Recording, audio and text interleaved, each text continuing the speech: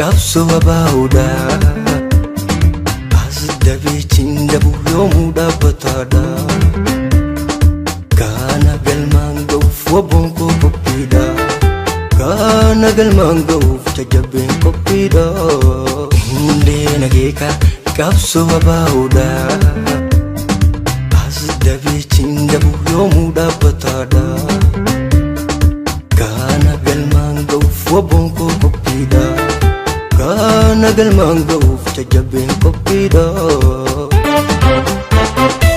mirga baabiyummaa kallattiin gaafanne karaa nagayaatiin deebii akka dhabne ibiddaa gabrummaatiif qawwee lafaa qabne gaaffii saba keenya deebisuuf dirqamne gaaffii lammii keenya deebisuuf dirqamne mirga baabiyummaa kallattiin gaafanne karaa nagayaatiin deebii akka dhabne ibiddaa gabrummaatiif qawwee lafaa qabne gaaffii saba keenya deebisuuf dirqamne gaaffii lammii keenya deebisuuf dirqamne ilaalchi abaa'oo sabboonummaa sabaa dimokiraasii dhugaa hundaaf walqixxummaa kaayyoo haqaaf falmannaa ilaalchi abaa'oo sabboonummaa sabaa dimokiraasii dhugaa hundaaf walqixxummaa kaayyoo haqaaf falmannaa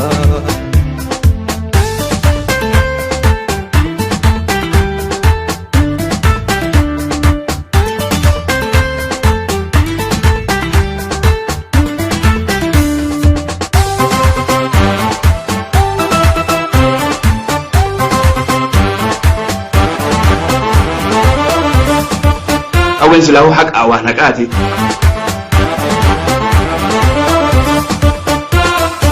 hundee nageeka qabsoo abaa'uudha as dabeetiin dhabuu yoomuu dhaabbataadha kana galmaan ga'uuf wabboon koo qophiidha kana galmaan ga'uuf jajjabeen qophiidha hundee nageeka qabsoo abaa'uudha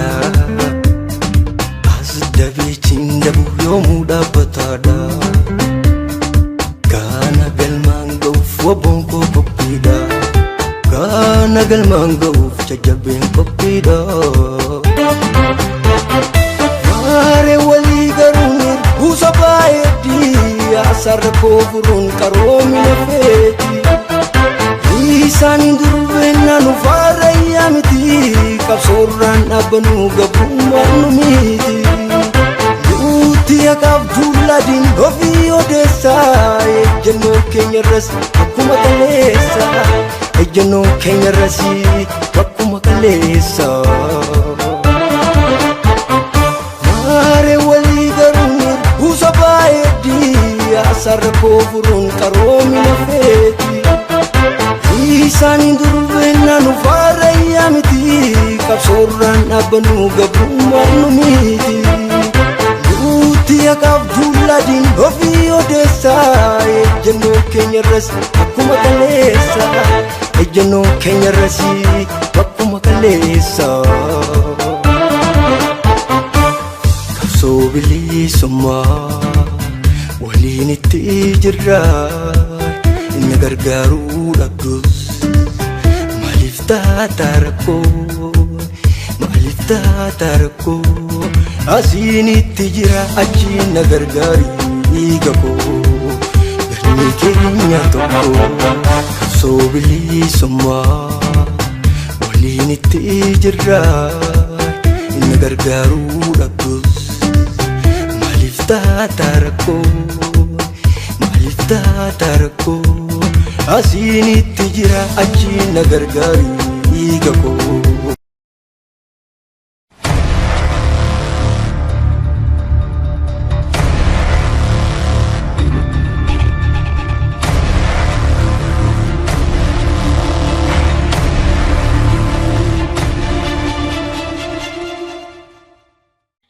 Ayyee Adde Saamiyaa Usmaan afeerraa walabummaa News Network kabajanii baga nagaan gara walabummaa News Network sagantaa marii keenyaatti dhuftan. Baga walumaanuu dhufne baga na afeerte galatoomaa hirii kana naa kennitanii carraa kana laalaachuu keessan ulfina guddaa qabdu. Ayyee Adde Saamiyaa mee jalqabuma ittiin ka'uudhaaf mee haala biyya keessa jiruu fi waa'ee addunyaa kanarratti deemaa jiru isin hordofaa jirtu mee maal fakkaata? Haalli biyya teenya keessa jirtu kanuma nu cuftii waliin hordofaa jirru kana biitti maraataan gaggeeffamtu silaayis bakka qabatanii fi bakka gadhiisan hin qabdu. Lubbuun namaatis keessatti qisaasa jiruu fi jireenyi sabaa fi sablammoota akkasuma waliigala biyya qisaasa taha. Maaliif yoo jette namni tokko yoo sammuu qabaate yoo hegeree qabaate yoo qulqullumminaan waan itti deemu ifii waan itti as deemu arke biyyaas bulchuu danda'a ummata tokkos gaggeessuu danda'a.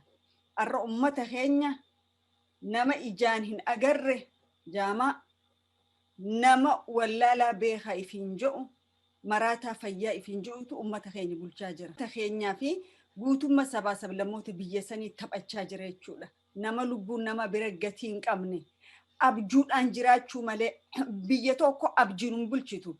Biyya ka biyya teenya ta miliyoon 110 itti shalagamtu dhiisi biyya miliyoon 20 qabdu abjuudhaan hin bulchitu. Dhugaa jiruu fi reyaalitii lafarra jiruu hin bulchite jechuudha. So hunga walumaa gala carraa Oromoo mudatee kana carraa sabaa sablammoota biyya sanii mudatee kana ifirra kaa'ee uummanni Oromoo maaliif jennaan wanni ifirra kaa'eef namni waan dabre yeroo hunda evaluate godhu qaba yeroo hunda waan dabre beekuudha qaba. Eenyutu sirna dabre keessa namiidhe eenyuun naaf taha eenyuun naa quuqama eenyuun naaf dhimma jedhee uummanni tokko yoo xanxalee evaluate godhee laaluu hin dandeenye hasaaraa akka nuti keessa buune tana keessa buune jechuudha. Namichi maraataan irra biyya tana gaggeessu adeemsa ganna 25 dabree kana keessatti 27 dabre.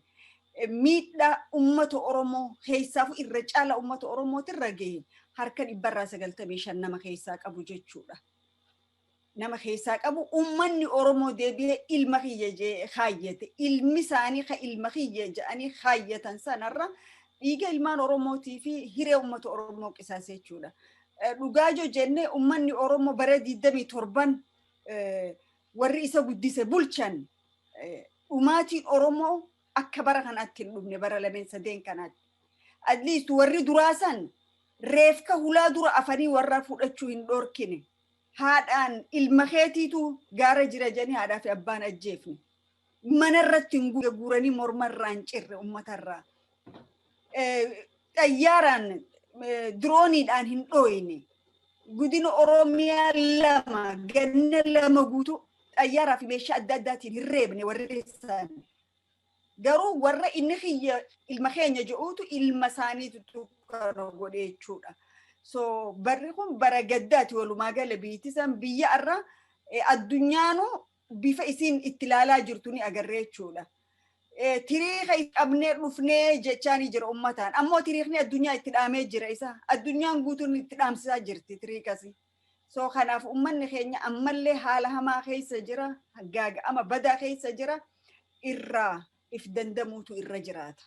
Filima adda addaa diraamaa adda addaatu deemtuutu jira biyya san keessatti.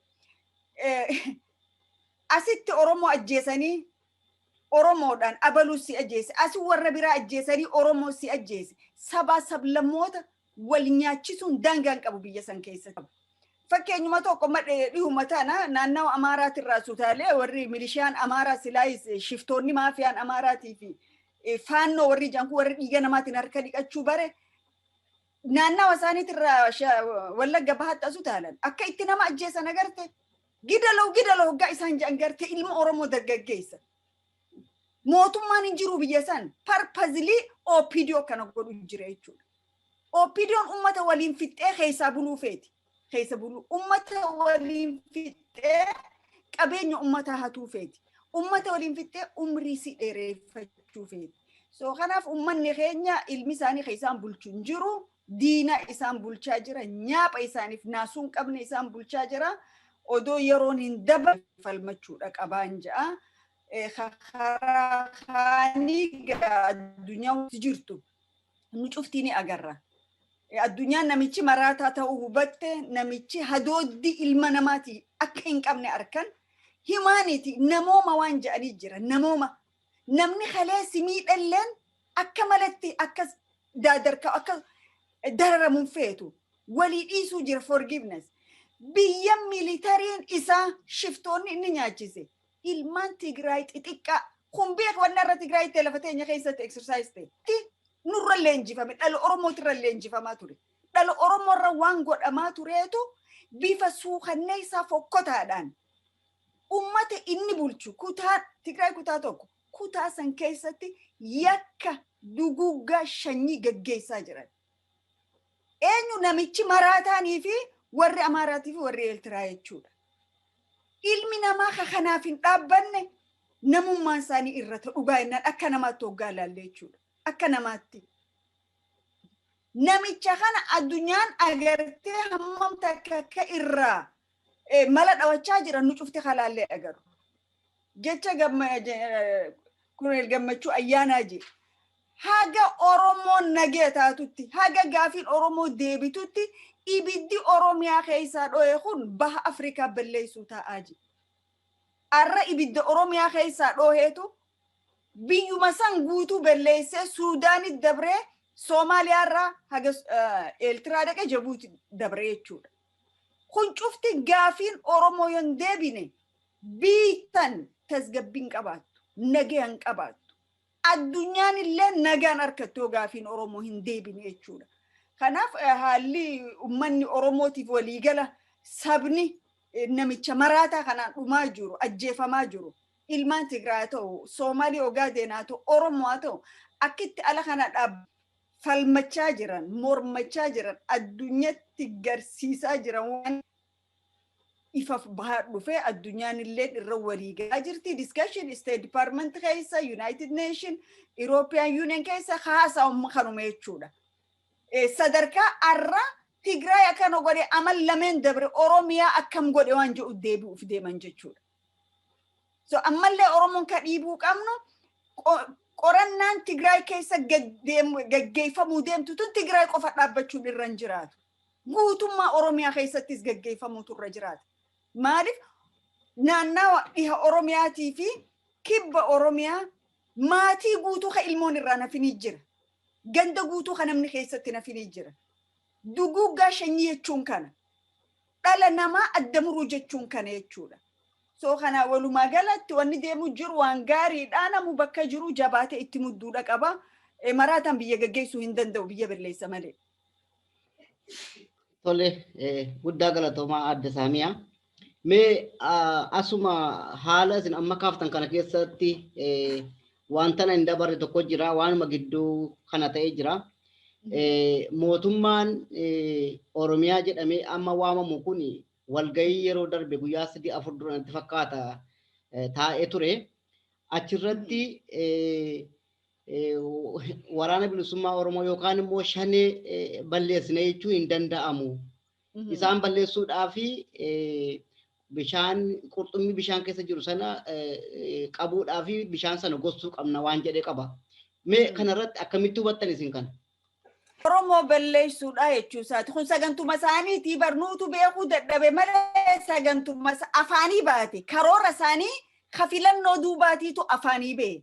Sababni isaa sirna mililiksan deebisuudhaaf Oromoo balleessuutu irra jiru Oromoon hin fudhatu. Sanoo akkami balleessan mootummaan juntaa kun juntaan isaanii juntaa namaan jedhan malee warra seeraa aangoo qabatee taa'u. Warra odoo namni filatiin taa'u paarlamaa diigame kalakki hin diigamne ni jirraa jedhee taa'u. Warra afaan qawweetiin dirqiin nama bulchu juntaan jechi kun isaanitti waan ni jechuudha. Isaaniif mala isaaniif ta'a. So wanni amma deemu jiru kun wanni amma godhamaa jiru kun wahuma Oromoo irratti ilmaammatanii godhaniitu guraakticha kana afaanii bee. Wanni takko wanni biraan jiru. Waraana bilisummaa Oromoo goggoysuudhaaf ummanni oromo waan ocean baharri san goggoguu ocean Pacific Ocean Indian Ocean goggoguu qaba oyyaa goggosuu danda'a odon goggoisin ifif dura goggoga waraana bilisummaa oromoo jechuun paarlamaa isaanii san keessa isaan walakkaa taa'aa ture isaanii hojii gaggeessaa ture Opidioon wallaaltuu waan taateef Opidioon recycle adda gartee warra haatinii fi abbaan waan adda irraa walitti dhufa waan taaniif waan yaadanin hin beeka waan nyaatan malee waraanni bilisummaa oromoo arra keessatti waajjira isaanii gubbaa hanga gadii keessan jirran qabu mana san keessatti waan sammalee waraabame waraanummaan bilisummaa oromoo keessan keessa jiru baaseetu jira ni goggoisineet saba kana balleessuun hin danda'amu abbaa isaanii mililikiitu dadhabe mootummaan habashaa hedduu dadhabe oromoo balleessu oromoon ummata gaariidha ummata nama hojii jiraachuu danda'u ummata hojii jiraachuuf sitti ulfaanne innillee nama hojii jiraachuuf namatti ulfaanne jechuudha ummanni oromoo kun ummata kana rabbii badhaasa rabbii eebbise hin dhumu oromoon ana malee hin jiru nu waliin ja'a malee kophaati hin jiru warra kophaati namalee jiru warra kaabaati keessaafu warra nafxanyoota kan warra afaan amaaraa dubbatu kan hoggaanjoo amaara akka amaara rakkoorraan qabu sirna faashishti isaan deemanii niitu sirna hundeedhaan awwaalamuu qabu sirna farra dhala namaa waan ta'eef achi amma namichi sun achirra jecha isaan ja'an isaan biraa fidan bilsigina Opidioonii fi Izema paartiileen amaara kolkoleen yaatu tun the same mentality qaban ilaalcha tokko qaban yaada tokko qaban oromoo irratti oromoo balleessuu irra waliif galan garuu galata waaqa oromoon hin badu ka oromoon balleessa jee meeqa bade ka oromoo ganalleen qabsaawaan dur ka oromoo ganalleen kaan ni maraata kaan ni du'a kaan ammoo bakka jiru hin beekamu hin danda'amu fa'a waan rabbiin uume ummata rabbiin uume niin balleessa gaafate jette rabbi hojjolloon seente jechuudha kanaaf ummanni oromoodha wanni namichi kun jee qoosan laalamuun irra hin jiraatu laaftuun laalamuun irra hin jiraatu gaafa geetaachuu ambootti walgahii godhatan addisuu araggaa seenaan harmamuraa aanoolee fi cadii calanqoo seenaa dharaati Tsaggaayee Gabraabii barreesse jee seenaa ilmaan oromoo dhiigarra gannaqan san irratti silaa gaafa qoosesan oromoon deebii hannee fi arra gadheen cufti gabbaate oromoo irratti harkan dhiqattu oromoo yoo makka dhiifama kana jechuu dhiisu naan galu dhiifamni immoo isa balleessa malee isaaf tolan ta'u oromoodha so kanaaf Opidiyoo irraa waan akkan eegin Opidiyoo wannummaan itti jaaramtee oromoo balleessu waan ta'eef jechi guraaktichi kun dheengadda paarlamaa irra je'e jechuma sagantuma TPLF itti isaan jaare jechuudha oromoo balleessu jechuudha. Uummanni oromoo kana beekachuutu irra jiraata. Tole guddaa galatooma adda saamii amma immoo mee haaluma kana keessaan bahin haaluma naannoo addunyaa kana irratti naannoo mari'annaa amma miidiyaaleen garaagaraa fi yookaan immoo barreeffamni garaagaraa bahaa jiranii Genocide biyya sana keessatti raawwataa jiru abiyyiin itti gaafatamuu qaba jedhanii ibsa adda addaa baasaa jiru. Akka barreeffama tokko argettis barreeffamni kuni mana murtii addunyaatti dhiyaatee yaada kennuu qaba yookaan ibsa kennuu qaba jedhanii waamicha dhiyeessaniifi jiru. Haala addunyaa kana naanna'aa jiru isin quba qabdu akkamitti ilaaltu wanta kana? Yakkamaan tokko hoggaa duguuggaa sanyii akkanaa gaggeesse waan facaafattee murattaa beekta. Hoggaa midhaan facaaftu yoo akka gaarii qabdee midhaan kee kunuunsitee midhaan bareedaadha muratta. Yoo midhaan kee kunuunsuu baattee dantaa dhabdeef hashara sirraa ta'a. So namichi kun yakka lubbuu namaa irra dalageedha. Silaa gaafa Oromiyaa irratti dila san dhihaa fi kibba Oromiyaa irra gaggeessu. Sagaleen teenya ol kaatee haga barbaachisu akka deemne arra warra biraatti hin dabru jechuudha. Sagantaa jara kanaa ilaali. siifin itti deebi'e gaafii ta'e Birhaanuu Naggaa waan inni jee qabadhu. Tigraay akka cabsinee deebinetti warra nu hafuutu jiraa jee. Warri san eenyu? Warra dheengadda paarlamaa OPDO mana jaldeessaa san keessa ja'an jechuudha. Oromoodha.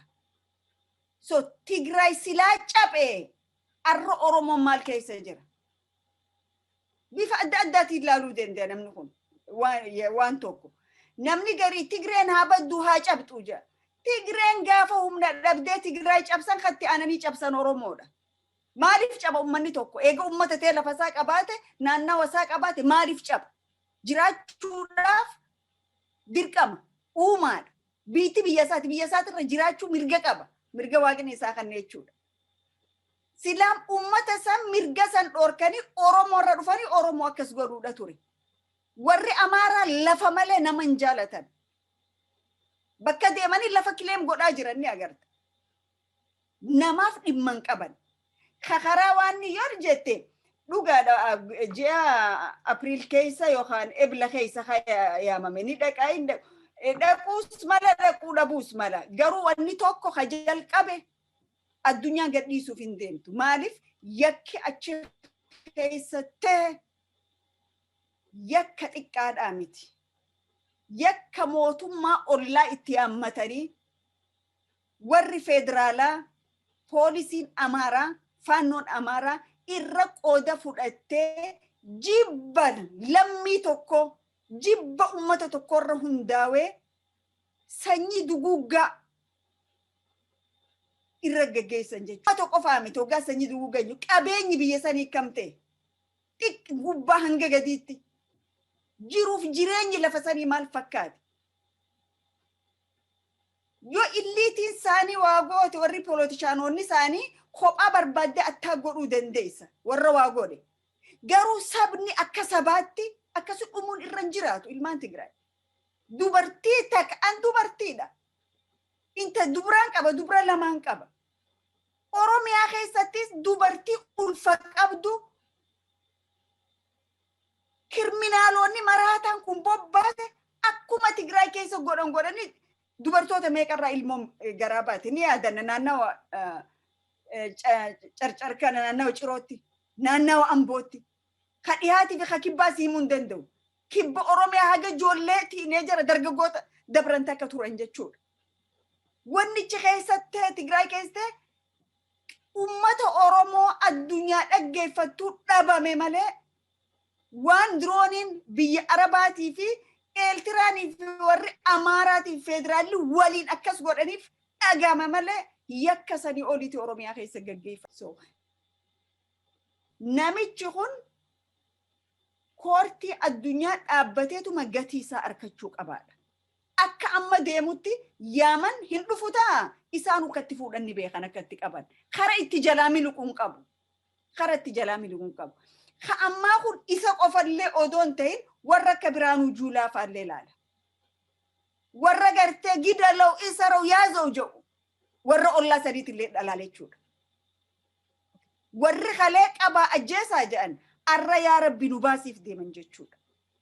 Maraataa waan ta'eef akka nama dhagayni ignore godhee waan jedhan cufaaf deebii kannaan jiru. Because maraataadha namichi.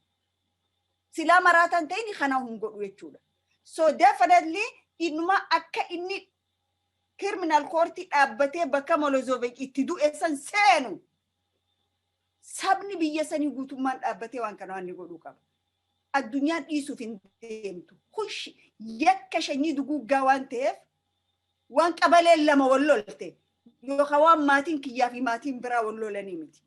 Waan mootota ollaa dabalatee warra weerartoota lafaa nafxanyoota dabalatee warra federaalaati wajjin ummata miliyoon 7 irratti gaggeeffameedha jechuudha kun. Nama dhukkubsuutu irra jiraata akka namaatti. Nama dhagamuutu irra jiraata. Oromoon mililik akkana nu godhenne gaafa himannu waan arra Tigraay godhe kana ilaaluun nurra jiraata. Waan arra faannoonii fi warri Amaaraa Tigraay godhan illaan ummanni kun gara jabina achumaa qabanii tilmaamuutu irra jiraata. Gaafa harmamuraa aanooleetii fi canii calanqoo jennu jennee himannu keessa keenya nu boba'u gochaa isaan warra kanarra godhanis dura dhaabbachuu nu garii kalee isaan akkana nu godhan jechuun mala kalee kan nu godhe Abiyyi faadha kalee kan nu godhe Shimallis faadha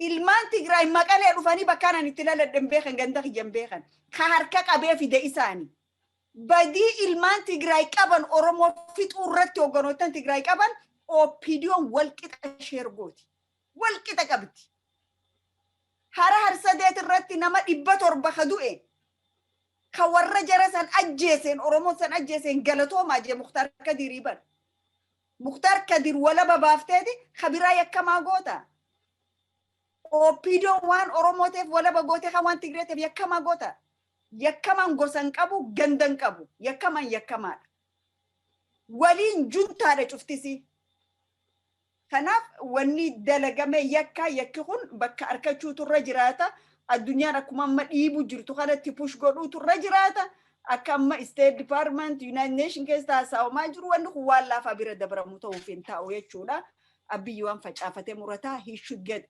even that penalty irra murtaa'uu qabu murtii du'aatu arkachuu qabu. Tole guddaa galatoomaa adda Saamiyaa yaada bal'aadha kan nuuf kennitanii asirratti mee asumaan egaa immoo gara biyyaatti isin deebisa biyyi haala mootummaan EPRDF itti bulchaa ture duraanis quba qabdu waggaa 27 guutuu uummata keenya dararaa hidhaa ajjeesaas tureera sababa kanarraa kan ka'uun qabsaa'onni keenya of wareeganii dabalaanii qeerroon ka'anii mootummaan kun jijjiiramuu qaba kan jedhuudhaanii fincila guddaadhaan deebisanii mootummaa EPRDF kana mootummaa dhaadhanii mootummaa jijjiiramaa jedhanii ofuma keessaa namicha maraataa ammas jettan kana shuuman jechuudha. Namichi maraataa jettan kuni biyya kanatti nagaan buusa yookaan nan tasgabbeessa jechuudha. Mormitoota illee alaarraa galchee karaa nagaan akka isaan qabsaa'an waadaa seenee fuudhee gale jechuudha. Akka kanaan adda bilisummaa Oromoo sana keessaa tokko adda bilisummaa Oromoo yeroo seenutti waraana bilisummaa Oromoo haga tokko fuudheetti kenne haga tokko immoo silumaa dirreerra waan jiraniif haala koreen itti ijaaramee koreedhaan mari'atamee akka galu jedhamee ture. Egaa biyya gaanii hagi duraan kenname iyyuu immoo miidhaan irra ga'ee isaan iyyuu akka jedhameetti miti kan isaan qeebalamanii sababa kanarraanii adda bilisummaa Oromoo wajjin haala waldhabbii guddaa keessa turanii adda bilisummaa Oromoo sababa waraana kanarratti jeequmsa hamaa keessa ture sanarraa ka'uudhaan waraana bilisummaa Oromoo ammaa kaasee abbaa gadaaf uummata Oromootti kenneera jedhu ofirraa buuse. Sanaan booda uummanni Oromoo waraana bilisummaa Oromoo ofitti fudhate. Ofitti fudhatee waraana bilisummaa Oromoo sa'aatii ammaallee jiraachisaa jira jechuudha. Haa ta'u akka kanarraanii gara keessatti deebi'uudhaa fi waa'ee waraana bilisummaa Oromoo uummanni Oromoo ofitti fudhate kana adda durummaadhaan kanii waraana bilisummaa Oromoo akka tinnisamu kan godhaa jiru immoo isinidha. Haalli waraana bilisummaa Oromoo tinnifamu kana uummanni Oromoo hundumtuu akkamitti ilaalaa jira akkuma itti jedhame sanatti ofitti fudhatee gargaaraa jira yookaan cinaa dhaabbataa jira adda Saamiyaa. Wanni garii bee hoggaa if booda deebi'anii yaadatan waan nama suukanneessaa jira wanni garii. Yeruma biyya turre san waraana dhuga ayyiduree adda bilisummaa Oromoo karaa nagaatiin qabsaa'aa jee waraana abbootii gadaatii fi uummata Oromoo kanne. Uummanni Oromoo sanii fi abbootiin gadaa san waraana san fudhatanii haammatanii kunuunsifatanii Oromoon abbaa gadaa yoo Oromoon bilisa ta'e yoo biitti Oromiyaa walaba taate yookaan walqixxummaan mirga sabaa sablammoota biyya san keessatti kabajame eenyummaan namaa tikfame qofa abbaan gadaa jiraata. Arra abbaan gadaa dhibbi yoo jiraate Oromiyaa keessa lamaa ol hin ta'u ka dhugaaf dhaabbate. Lameen sanuu lubbuu isaanii riski godhanii dhaabbatan jechuudha. Abbootiin gadaa kan nama dhufu cufaaf harka dha'uudha hamma. Atis dheeytu harkuma sii dhawan, anis dhaqu, kaanis dhaqu. Silaa abbootiin gadaa haqaa jiraattee gaafa waraana san galchan waraanni san kaambii sanitti kasiin ta'u ture. kaampii sanitti summiin nyaatu ture. Kaampii sanitti ijoolleen gaafa daggalaa dhuftu leenca fakkaattu san bifa san fakkaattee gadi hin baatu ture.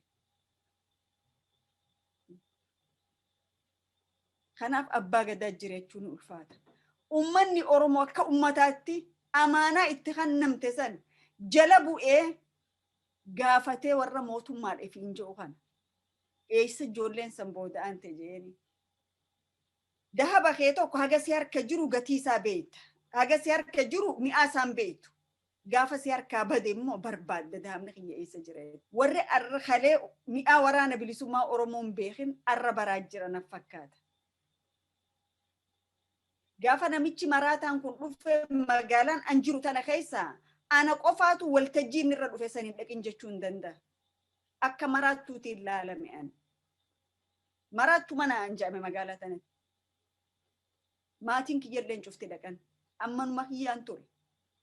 Nama ama 27 yakka Oromoo irra geggeessu irra qooda ol'aanaa qabu. Oromoodha bulcha jee harka dhoofiin natti ulfaata. Garuu warra dhaqee maaliin jee jecha arra harka dhooytanii abaluu keenyettanii faarsitanii boruu jecha isin jettanii dhagahuu taa'an jee. Hin oolle hin bulleen turreen dhufte jechuudha. Maraataan biyya tasgabbeessuu nama tasgabbii qabu biyya tasgabbeessa. Nama fayyaa qabu ummata tasgabbeessa. Maraataan biyya maraacha. Maraataan akka amma jiru kana godha kunoo biyya inside out. Biyya tasgabbeessuu hin danda'u. Maaliif meentaalitii sammuun isaan hojjettu. Sammuun isaa wal qixan dalaytu. Sammuun isaa nama isa dura dhaabbatu ajjeesu abjuu inni manaamaan arkesan. Abjuu manaamaan arke dhugaa fakkaata. Hoggaa deemus abjuu isaan arke inni ummata dhumu jiru lafa belbelu jirtu kanan arku. Arkuu sin danda'u. Maaliif sammuu isaa keessa waan biraatu hidhamee jira waan ta'eef jechuudha. So yeroo sanitti gaasantee biyya galle an biyyatti waltajjiileen irra dhaqe irratti takka warra maraataa kana galatoonfadheen beeku'an. Opiidiyoo waan jedhan. An qeeroo bilisummaa Oromootiif waraana bilisummaa Oromooti. Waltajjii dhihaa kan hin deeme cufarratti hinjifannoon san tan waraana bilisummaa Oromoo gootan dhiigaan taraana ribi qeeroon bilisummaa Oromoo warra likki-likkitti isin galchete likki-likki galchitee fiddeedha. Mootummaan kun hin finneen jechaa ture. Warroottan arra ABO keessa gananii phiiphii ta'an kun silaa yeroon san taratee hin ajjeesan silaa akkamitti kana itti jedhu warra nama muffachaa ture jira. Dhugaarraan deebi'u. Lubbuun tana hanga tokko jiraattan ni duuta. Haga dhumaan jiraattu garuu dhugaa dubbadhuu du'i. Dhugaa ummata keetiif falmadhuu gootaa du'i. Du'a adurreen du'in du'a leencaa du'i. Warroottan amma ganee ABO hiltan ja'an kana keessa mootummaa karaa nagaatiin galleenne waraana galatoonfatte naan jedhan waltajjii irratti. Yoon waraana bilisummaa Oromoon galatoonfanne qabsoo bilisummaa Oromoo keessa eenyuun galatoonfanne? Rabbi ta'anii.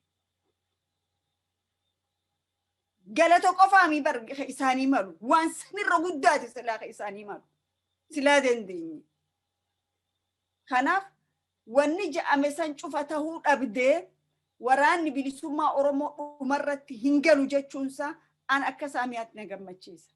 Na boonsaasi. Gaafa ala kanatti ilmaan abbaa gadaatu biyya qabata. Maal gaara keessaa godhan? Maal bilisoomsan jedhanii nuqqoosaa turan. Nukkoflaa turan.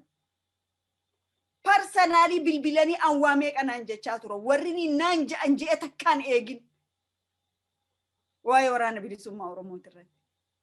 Waraanni bilisummaa Oromoo ka hoggaa yeroon sii dabre gad biraa deemtee harka dhooytee hoggaa haalli si hammaatettees deebituu miti. Waraanni bilisummaa Oromoo waraana bilisummaa Oromooti yeroo hunda. Sababa gargaartu waraana bilisummaa Oromoo kanatti gaafa akkasii maan galle gaara bineensa maal godhanii jedhan namoota wal jaalannu wal kabajnuun kana gaa waliin gaafannee jira irra.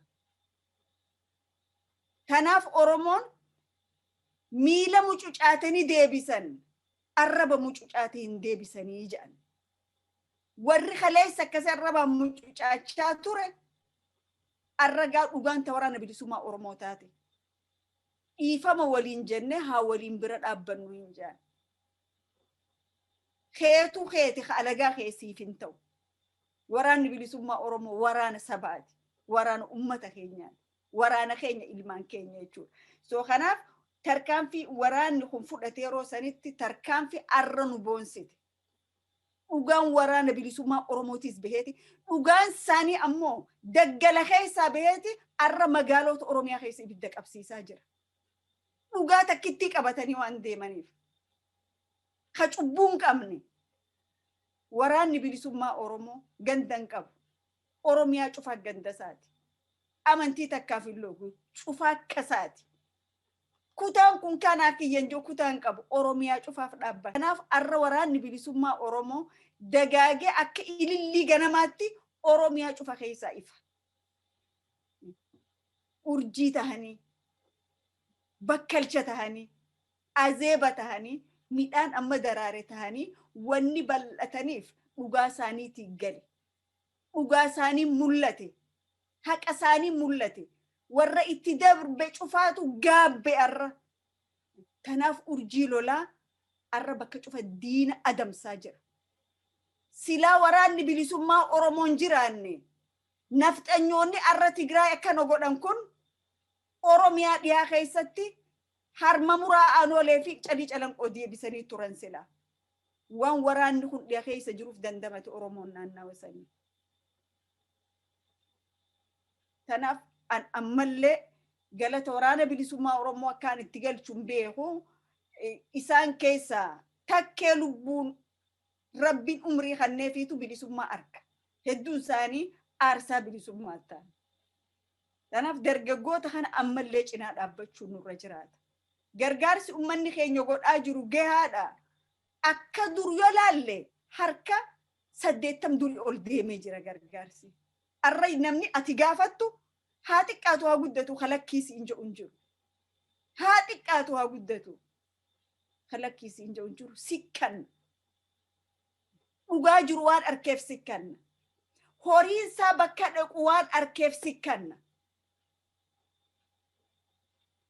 Kanaaf wanni godhaa jiru ammallee gahaadhaa miti. Akka uummata bilisummaa barbaadutti, akka uummata biyyaa falmatutti, akka uummata maraataan guraagtichi paarlamaa keessa ta'e bishaan goggoysina jeenurra dhaadachuu jiru kanaan wanni nuti godhaa jirru gahaadhaa miti. Ammallee itti ida'uutu nurra jiraata. Fakkeenya gammachuu abbooyyee amajjii tokko waan ja'an qaba. Waan ja'an warra taaksii foorsii hoggaachirra maqaa kaasan guyyaa sanii wajji wal qabsiisee gaafa aduu hamtuu gaafa nuti rakkanne nu cinaa dhaabbatanii guyyaa irraatii warra nu galatoomaa yennaanii jedhe. Miti ha galatoomu isaanii galatoomuu qaba. Warra dirqama sabaa fudhatee hadhaa tana buqqatee aarsaa kannaa jiru. Isaaniin galatoomaa hin. Nuti biyya nagaa keessa ta'ee gargaarsa waan ni goonaaf malee. Kanaaf ammallee ilmaan Oromoo gargaarsi haga guyyaa bilisummaatti hin dhumu. Itti fufa. Amma carraa gaariidha qabna. Dhugaan keenya waan mul'ateef. Dhugaan sabaa sablammoota biyya sanii waan mul'ateef. Dhugaa keenya cinaa dhaabbannee waraana keenya haa jabeessinu.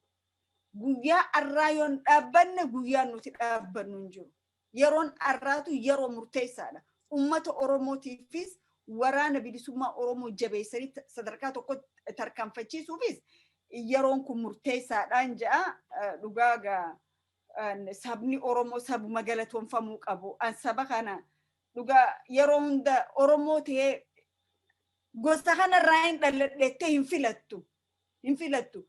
Garuu waaqa rabbii Oromoo na godhee na uumeefiin galata galcha. Ummata ajaa'ibaati. Ummanni Oromoodha. Ummatuma addunyaa kana cinaa bira yoo qabdee laalte ummata waa hedduudhaan fakkii ta'u. Nama hammachuudhaan, nama wajji jiraachuun, dhiifama namaa godhuun, kasaa dabarsee sii kennuun, waan kalee dabree je'ee taboru ummata akkanaati jechuudha. Ummata hamtuu gara siyyaan, ummata hadhooytu hamtu summii gara siin baadhanneedha. Garuu ummata nu bulcheetu ummata summii nu baadhatu.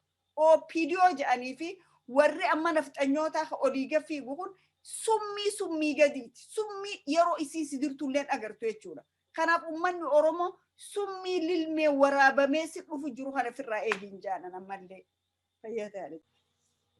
Gara xumuraatti deemaan jira adda saamiyaa.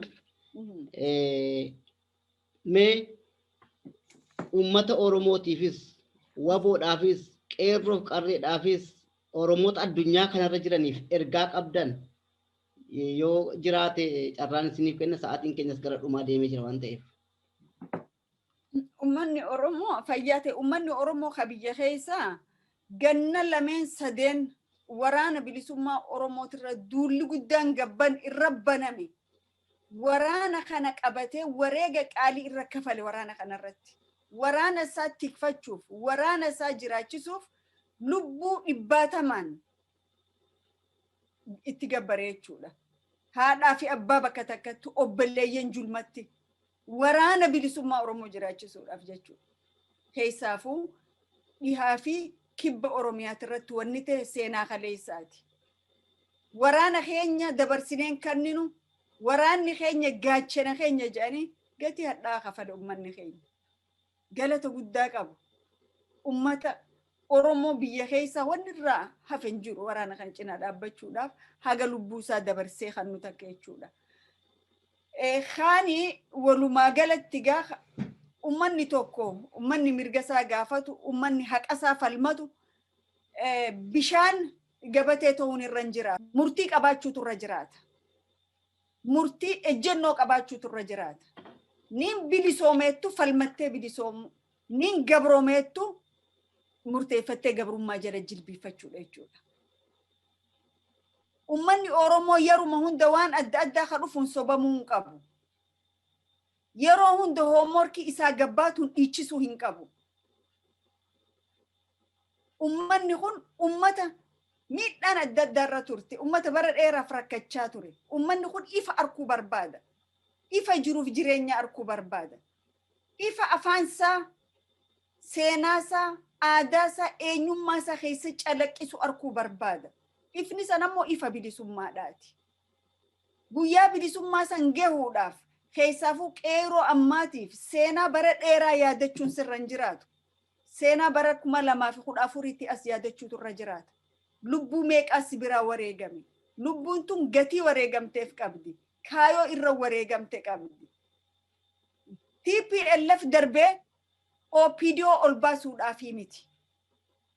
Oromiyaa walaba godhuuf yookaan bilisummaa uummata Oromoo walqixxummaa sabaa sablammootaati wajjin jiraachisuudhaaf gaafiin ta'e akkasiin deebine.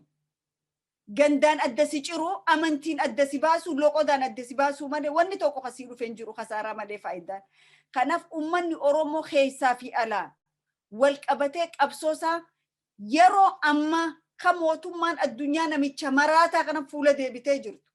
Kan mootummaan addunyaa yakka dhala namaa kan biyya san keessa deemaa jiru saatalaayitiidhaan ji'arra teessee arkaa jirtu kanatti namicha kana cinaa dhaabbatanii harka dha'uun yakka oliiti. Namichi yakkamaadha.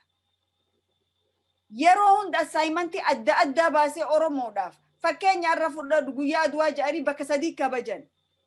OPDO'n jaalatteeti makaasi kabaju Amaara hojii walii galteeti. Isin bakka Minilik dhaqaa an asittiin godhaa Oromoon kunoo xixiqqoo karaa artifisheel kana godhe waan nuti feenu nu hojii jireettee harka naa dhooyti wal quba qabaanne kanaa goonu jedhaniiti uummata Oromoo ammallee akka inni sammuudhaan waliin kaane godhaa jiran. Kun beekamuutu irra jiraata. Warri Aduwaa irratti dhaqee nu du'e gootan keenya dargaggoonni kana magaalaa Finfinnee keessaa dhiichisu kun Aduwaa irratti wareegame biyyasaa bilisummaa biyyasaa kabachiisa ilmaan Tigraay. Ati garuu baandaa taatee dhayxee ganda namaa dhumte. Odoo Minilik lafatee weeraree jiru aanoolee fi calanqorra yakka odoo gaggeessaa jiru ergamtuu taatee dhayxee wareegamte jechuudha. Seenaan ati qabdu hin jiru.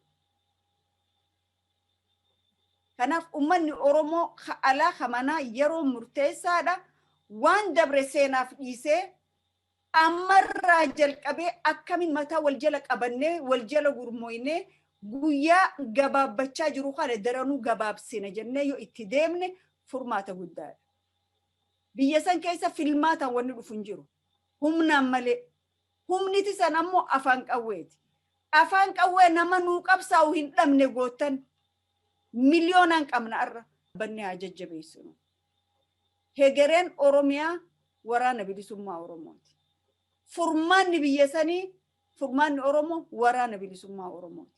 Namni waraana hin qabne nama harka qullaati. Naannawa Amaaraa miliyoon 30 miliyoon 3 miliyoon 5 kannaafi jiran guyyaarraa Adaare Jabbabeefaan akka isaan faannoo isaaniitiif milishaa isaanii tireen godhaniif Oromiyaadhaaf maaltu tahaa jira. Wanni tahaa jiru kadheen gadda guraagtichi paarlamaarra je'esan. Bishaan san goggoysuudha. Bishaan san goggoysuuf ammoo lafa Amaaraa keessa leenjiin kan namaa jirti. Oromoon kana taa'ee ilaallachuun irra hin jiraatu. Oromoon kana taa'ee harka dha'uun irra hin jiraatu. Warri akka gandaatti abaluu ganda kiyyaa mootummaa keessa jireettan gantuun ganda bakka hin buutu. Bakka hin qabu. Gantuun ganda hin qabdu. Hattuunis ganda hin qabdu. Oromoodhaaf akka bu'u gaafii Oromoo deebisuudha. Ka sabboonummaa Oromoo dagaagsuudha.